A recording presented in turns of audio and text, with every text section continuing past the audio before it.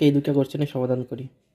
গাছ থেকে 0.5 কেজি ভরের একটি আম নিচের দিকে পড়ছে এবং বাতাসের বাধা যদি 2.4 নিউটন হয়, তাহলে আমটির ত্বরণ কত ছিল? এই অঙ্কটা জিএসটিতে 21-22 সেশনে হয়েছে।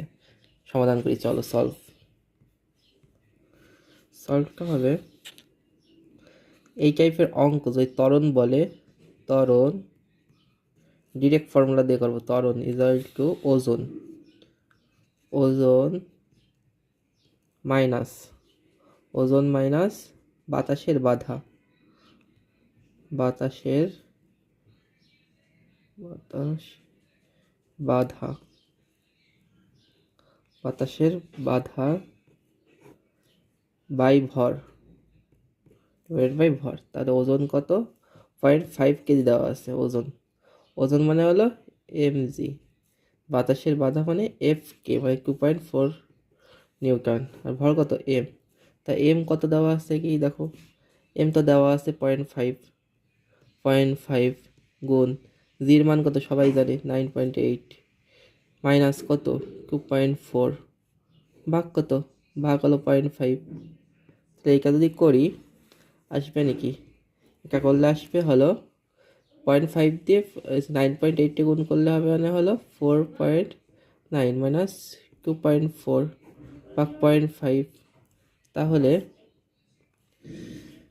এইটা হবে 2.5 ডিভাইড বাই 0.5, আর আমরা জানি 0.5 দিয়ে ভাগ করলে কী হবে? ডাবল হয়ে যাবে, মানে হলো 5 মিটার পার সেকেন্ড স্কোয়ার।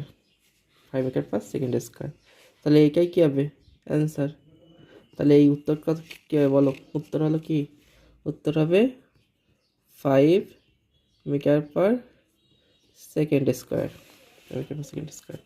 আর একটা কোশ্চেন আছে, সেটা হলো XY সমতলে 6i plus 8j minus 5k ভেক্টরটির দৈর্ঘ্য কত? তাহলে আমরা জানি কি, যদি যে সমতল বলবো ওই সমতল নিয়ে করতে হবে, মানে সমতল সমতল দৈর্ঘ্য কি? রুট এক্সের স্কোয়ার মাইনাস ওয়াইয়ের স্কোয়ার, মানে এই যে এইটা মান জাস্ট মানে আয়ের আগে।